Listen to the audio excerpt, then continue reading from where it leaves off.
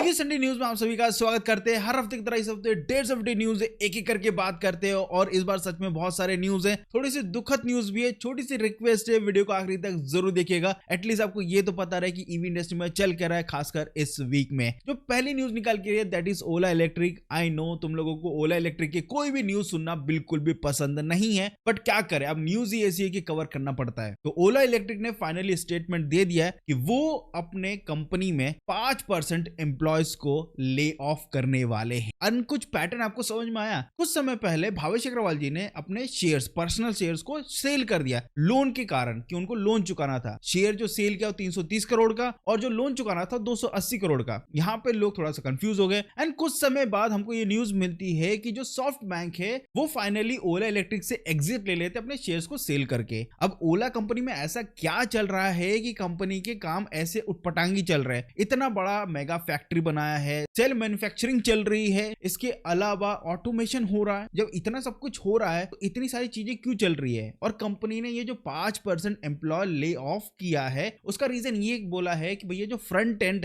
है हमारा वो टोटली ऑटोमेटेड हो चुका है, तो हमको इतने एम्प्लॉयज की जरूरत नहीं है। लेकिन जब दूसरी खबर हमको सुनने को मिलती है, जो इनके चीफ मार्केटिंग ऑफिसर है अंशुल खंडेलवाल, वो भी रिजाइन कर देते। और उसके बाद पता चलता है कि जो चीफ टेक्नोलॉजी ऑफिसर है सुवानिल चैटर्जी, वो भी रिजाइन कर देते हैं। अब इतना कुछ चल रहा है और उसके बाद एक और खबर आती है, जो ये company Ola gig and Ola gig plus, Ola G plus, ये सारी चीज जो लाने वाले थे ये कंपनी ने टोटली डिसकंटिन्यू कर दिया। ये प्लान को ही ड्रॉप आउट कर दिया क्योंकि कंपनी ने वेबसाइट से ही हटा दिया है। अब ये गाड़ियां ना कभी बनेगी ना मिलेगी। सपना दिखाया था 2024 या 2025 की स्टार्टिंग में कि भैया ऐसा कुछ लेकर आने वाले हैं, एंड वो सपना सपना ही रह गया। मैं वही बोल रहा हूं ना, कंपनी जो व्हीकल्स का विजुअल्स आपको शो करती है ना, वो जब तक आई ना तब तक भैया उसको कंफर्म मत समझो। जैसे ओला S1 स्पोर्ट्स, उन्होंने विजुअली दिखाया, गाड़ी वहां पर रेडी वाली नहीं शो करी है, तो इसका मतलब ये नहीं है कि वो गाड़ी आएगी। इन फ्यूचर डिमांड के हिसाब से गाड़ी बनेगी और नहीं बनेगी, ऐसा है। और रोस्टर जो अभी तक वो सेल कर रहे हैं, Roster X and Roster Pro, तो अभी तो ये गाड़ियों को भूल ही जाओ। इनका जब एक बढ़िया से रिदम में आ जाएगा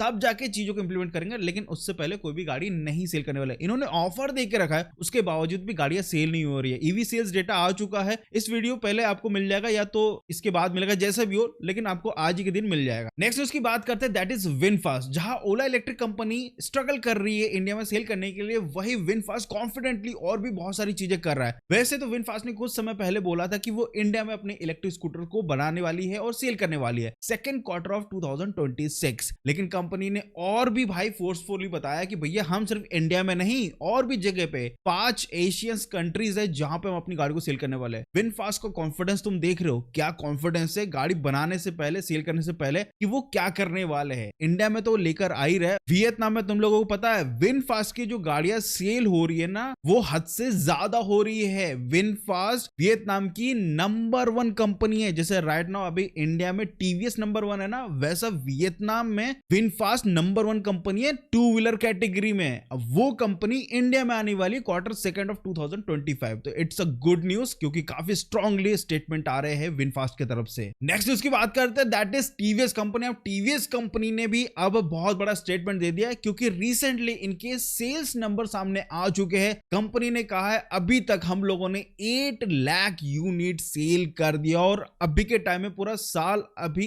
एंड भी नहीं हुआ है और इतनी गाड़ियां सेल हो चुकी है। 3 साल लगे थे 1 लाख यूनिट सेल करने में, लेकिन राइट नाउ इतने फास्ट फॉरवर्ड देखा जाए तो हर महीने 20 से 30,000 के बीच में गाड़ियां हर मंथ सेल कर रहे हैं। तो फाइनली कंपनी ने यह कहा है कि हम अपने प्रोडक्शन को और बढ़ाने वाले हैं। तो हम अपना जो मैन्युफैक्चरिंग प्लांट है उसको और एक्सपांड करने वाले हैं और बेल्ट्स को ऐड करने वाले हैं, जहां पे हम iQube एंड ऑर्बिटर को सेल करने वाले हैं। iQube राइट नाउ सबसे ज्यादा सेल होती है, बट ऑर्बिटर भी इक्वली उतना ही कंपटीशन दे रहा है iQube को, क्योंकि ऑर्बिटर भी अच्छी खासी सेल हो रही है, क्योंकि प्रैक्टिकलिटी से भरपूर है। तो अब यहाँ पे टीवीएस कंपनी ने इस टाइप की इनिशिएटिव करना स्टार्ट कर दिया, जिससे इनकी प्रोडक्शन ज्यादा से ज्यादा हो पाए, क्योंकि डिमांड अब बहुत ज्यादा हो चुकी है। और ऑब्वियसली बात है यार, जनवरी का जो ईवी सेल्स डेटा है इसमें भी TVS company number 1 company 30,000 plus गाड़ियां सेल की है एक महीने के अंदर। कहा ओला तो पीछे है, टीवीएस क्या है, ऐसा चल रहा है भाई टीवीएस का, क्या ही बोले। नेक्स्ट न्यूज की बात करते हैं, दैट इज एथर एनर्जी। तो भैया एथर एनर्जी ने फाइनली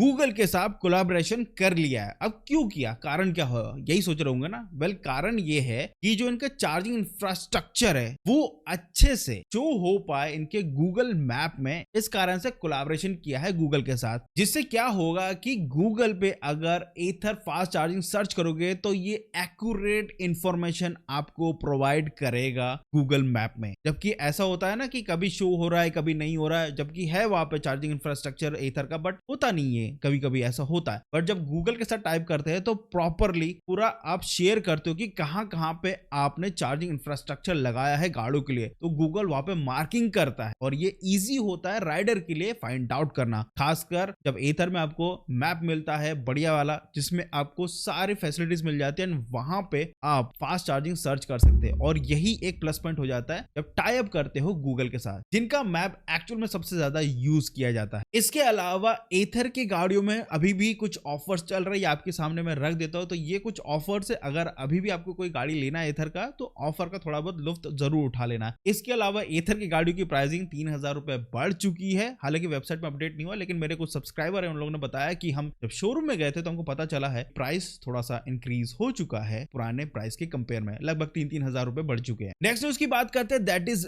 BYD। देखो BYD की गाड़ी अच्छी खासी सेल होती है। 2025 में इन्होंने टोटल 5500 गाड़ियां इंडिया में सेल किए। सेल नंबर अभी भी कम है, उतना कुछ खास गाड़ियां सेल नहीं होती क्योंकि इनकी गाड़ियों की प्राइस थोड़ा सा हायर साइड है। अब वो हायर साइड का कारण क्या है, क्योंकि यहाँ पे जो गाड़ी आती है वो आती है फुल बिल्ड होके, तो वहां पे जो सरकार है वो 70% का टैक्स करती है। लेकिन फाइनली BYD कंपनी ने ये अनाउंसमेंट कर दिया है, अब उनकी जो व्हीकल है वो लोकल ही असेंबल्ड होगी। यहाँ पे क्या है ना, जो टैक्स पहले 70% दे रहे थे, अब उनको सिर्फ 30% देना पड़ेगा। और इससे क्या होगा, जो इलेक्ट्रिक व्हीकल वो इंडिया में सेल करते हैं उसकी कॉस्टिंग हो जाएगी कम। अब वो जब कॉस्टिंग कम होगी तो वो इजीली रीचेबल होगी कस्टमर्स के। वैसे तो BYD सील्स में टेक्नोलॉजी भर भर के, चाइना की कंपनी है, सीधे बात करें तो चाइना की कंपनी है। अगर हम बोले कि हाँ हमको चाइना की गाड़ी सपोर्ट नहीं करना चाहिए, नहीं करना चाहिए, इंडिया में मैक्सिमम चीज चाइना की ही। अगर आप ये सोच रहे हो कि चाइना को मैं बाइकआउट कर दूंगा, कैसे करोगे? घड़ी से लेके मोबाइल से लेके सब कुछ चाइना का ही है, क्या कर लोगे? गाड़ी में जो बैटरी यूज होती है उसमें आधे ज्यादा मिनरल्स तो हम चाइना से इंपोर्ट कराते, वो भी चाइना से आते, क्या करोगे? चाइना है तो है, क्या कर सकते हैं। खैर ये वाला जो प्रोजेक्ट है ये है SKD प्रोजेक्ट। इसका मतलब होता है सेमी नॉकडाउन, यानी गाड़ी के पार्ट्स बाहर से मंगवाया जाएगा लेकिन बनाया जाएगा इंडिया में लोकली और फिर उसको सेल किया जाएगा। तो यहाँ पे मैन्युफैक्चरिंग का नहीं है, सिर्फ असेंबलिंग का है। तो यहाँ पे इसी कारण से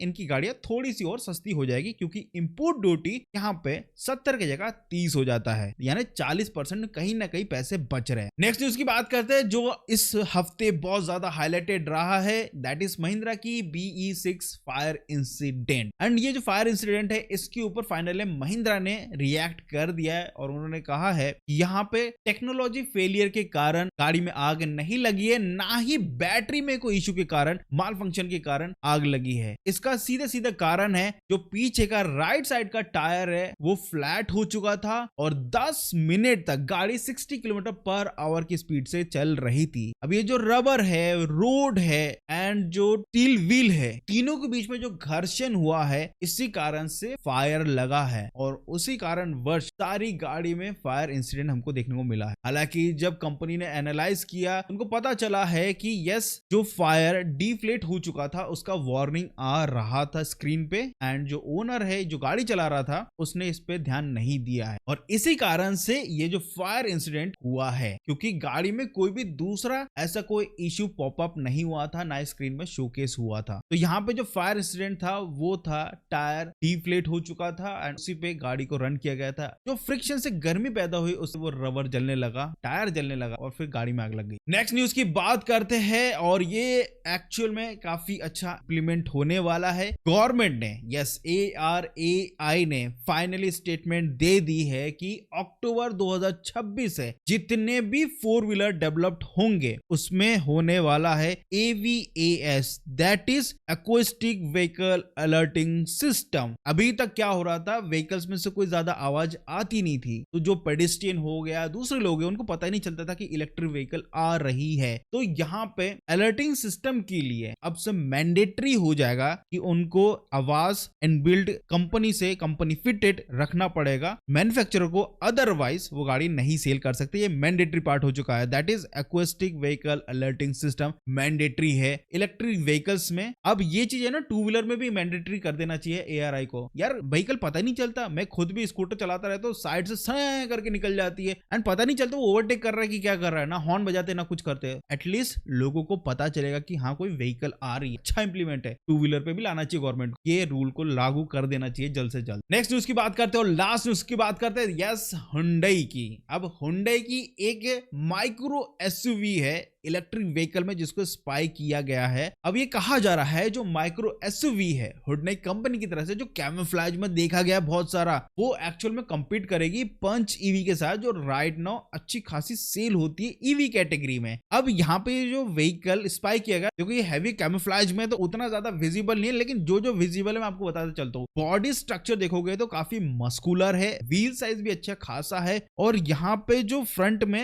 LED DRLs देख रहे हो वो पिक्सेलेटेड है। इवन जो टेल लाइट है वो भी पिक्सेलेटेड है। इसके अलावा यहाँ पे एक प्रीमियम चीज देखने को मिल रही होगी, जो हैंडल है इस कार के वो फ्लश डोर हैंडल जैसा देखने को मिल रहा है, यानी प्रीमियम भी होगा ये व्हीकल। अब ये व्हीकल कब तक आने वाली है ये कंफर्मेशन नहीं है, लेकिन हुंडई भी एक माइक्रो SUV इलेक्ट्रिक व्हीकल पे काम कर रहा है जो एक्चुअली कंपीट करेगी पंच EV के साथ। जरूरी भी है भाई, कॉम्पिटिशन बना रहेगा तभी तो क्वालिटीज हमको ज्यादा मिलेगी और उनका एंड यूजर कौन है, हम लोग हैं, हमको फायदा होता। तो दोस्तों EV संडे न्यूज में बस इतना ही था। आई होप आपको ये EV संडे न्यूज अच्छा लगा। चलो तो प्लीज छोटी सी रिक्वेस्ट है, लाइक शेयर सब्सक्राइब जरूर करिएगा, कमेंट करिएगा, और अगर कमेंट नहीं करना कोई दिक्कत की बात नहीं है, उसके साइड में जो हाइप का बटन है उस पर क्लिक कर देना, जिससे इस वीडियो की थोड़ी सी रीच हो जाए, तुम्हारे भाई को थोड़ा सा सपोर्ट मिल जाए। अगर यहाँ तक वीडियो देख लिया है तो बहुत बहुत शुक्रिया। मिलते हैं अगले वीडियो में, बाय बाय।